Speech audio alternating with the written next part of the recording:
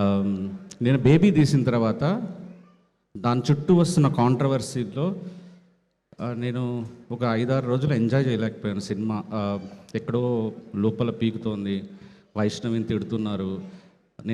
నేను తెలిసి ఏం తప్పు చేయలేదు, నిజంగా తన సైడ్ ఆలోచించి రాసుకున్నాను. అప్పటి వరకు నేను ఇంటర్వ్యూలకు వెళ్ళకూడదు అనుకున్నాను.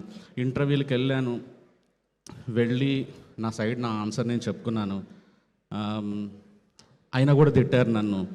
ఆ టైంలో నాకు రాహుల్ రవీంద్రన్ గారు ఫోన్ చేసి ఇంటికి పిలిచి 2 hours నన్ను కూర్చోబెట్టి, నువ్వు మంచి సినిమా తీసావు, కానీ నువ్వు చేసిన తప్పులు ఏంటంటే అవి అని చెప్పి నాకు ఒక 2 hours తన పర్స్పెక్టివ్ చెప్పిన తర్వాత అప్పుడు నాకు అర్థమైంది, ఓకే, టోటాలిటీలో చూసినప్పుడు ఇన్ని మిస్టేక్స్ చేశాను నేను.